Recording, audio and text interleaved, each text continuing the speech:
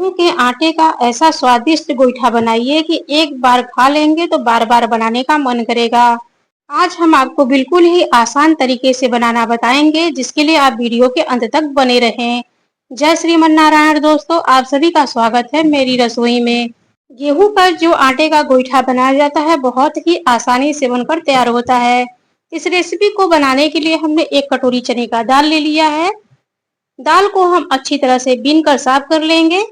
इसके बाद हमें पानी डालकर इसे 4-5 बार अच्छी तरह से पानी से धो लेना है, ताकि दाल के ऊपर जमी हुई गंदगी और धूल को अच्छी तरह से साफ किया जा सके। दाल को हमने अच्छी तरह से धो लिया है।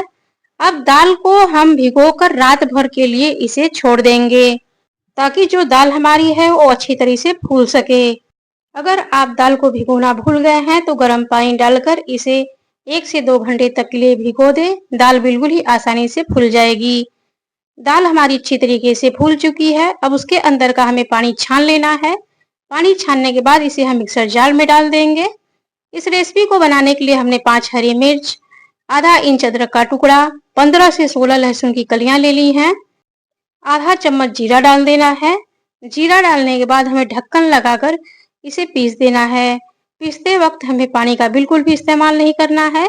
अगर आपके पास सिलबट्टा हो तो उस पे भी आप इसे पीस सकते हैं। बिल्कुल इसी तरह से दाल को हमें पीस लेना है। दाल को अब एक बर्तन में हम निकाल देंगे। पीसी हुई दाल में 1/4 चम्मच हींग, आधा चम्मच लाल मिर्च पाउडर, स्वाद अनुसार नमक डालकर सभी को अच्छी तरह से मिला लेना है। अगर आप ज़्यादा तीखा खाना पसंद करते हो तो और मिर्च भी डाल सकते हैं। दाल में मसालों को अच्छी तरह से हमने मिला लिया है। अब हम गोईठा बनाने के लिए आटे को लगा लेंगे, जिसके लिए हम एक बड़ा बर्तन ले लेंगे। उसके अंदर हम आटे को डाल देंगे। अगर आप ज़्यादा मात्रा में गोईठा बना रहे हो तो आप ज़्यादा आटा का इस्तेमाल करें, कम बना रहे हैं तो कम का इस्तेमाल कर रहे हैं। हम एक कटोरी दाल के हिसाब से ही आटे का इस्तेमाल कर रहे हैं।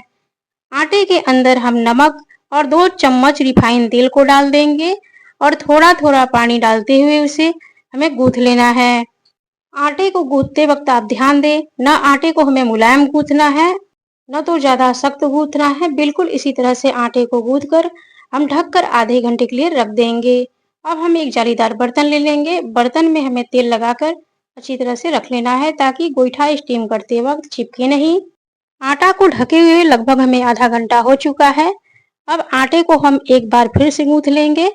इसके बाद हम आटे के पेड़ों को बनाकर तैयार कर लेंगे। आटे के जो पेड़े हम बनाएंगे वो न ज्यादा बड़े रहें न तो ज्यादा छोटे रहें। बिल्कुल इसी तरह से पेड़ों को हम बनाकर तैयार कर लेंगे। अब हमें पेड़ों को बेलकर तैयार कर लेना है।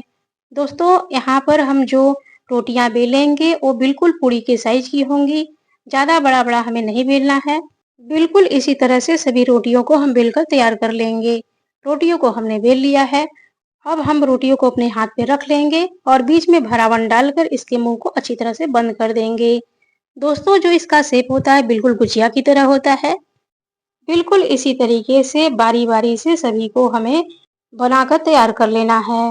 लीजिए दोस्तों, इस तरह से हमने सभी जितने भी हमारी गोईठा है उसे बनाकर हमने तैयार कर लिया है। अब इसे हम स्टीम करेंगे, जिसके लिए हमने गैस को जला दिया है। गैस के ऊपर हमने कढ़ाई को रख दिया है। कढ़ाई के अंदर हम पानी डाल देंगे और पानी को हम अच्छी तरह से गर्म होने देंगे। पानी जब अच्छी तरह से गर्म हो जाए तो हमने जो जालीदार बर्तन में गोईठा को रखा हुआ है उसे कढ़ाई के ऊपर रख देंगे और एक थाली से एक ढक्कन लगाकर इसे हम स्टीम होने के लिए रख देंगे। दोस्तों, यहाँ पर हमने गोईठा को स्टीम करने के लिए कढ़ाई का प्रयोग किया है। अगर आपके पास स्टीमर हो तो आप उसका इस्तेमाल करें। गोईठा को स्टीम होने में लगभग 25 से 30 मिनट तक का समय लगेगा, ताकि हमारा गोईठा अंदर तक अच्छी तरह से पक जाए। गोईठा को स्टीम होते हुए लगभग आधा घंटा हो चुका है। गोईठा हमारा अच्छी तरह से स्टीम हो चुका है। अब इसे हम एक बर्तन में निकाल देंगे और इसे ठंडा होने के लिए रख देंगे। दोस्तों, आप गोईठा को बिना फ्राई किए हुए भी खा सकते हैं। इस तरह से भी खाने में गोईठा बहुत ही स्वादिष्ट लगती है। दोस्तों, अब हम गोईठा को फ्राई करके दिखाते हैं आपको कि गोईठा को फ्राई किस तरह से किया जाता है। गोईठा हमारे अच्छी तरह से ठंडे हो चुके हैं। इन्हें चाकू की मदद से हम छोटे छोटे पीस में इन्हें हम काट लेंगे। बिल्कुल इसी तरह से सभी गोईठा को काट के हम रख लेंगे। गोईठा को हमने काट के रख लिया हुआ है। अब इसे हम फ्राई करते हैं, जिसके लिए हमने गैस को जला दिया है। गैस के ऊपर अब हम कढ़ाई को रख देंगे। कढ़ाई के अंदर 2 बड़ा चम्मच सरसों का तेल डाल देंगे। तेल को अच्छी तरह से गर्म हो जाने देंगे। जब तेल अच्छी तरह से गर्म हो जाए तो 1 चम्मच जीरा, 1 चम्मच सरसों, 2 हरी मिर्च, 10 से 15 करी के पत्ते और 1/4 चम्मच हींग डाल देंगे और इसे हमें कुछ देर तक भून लेना है।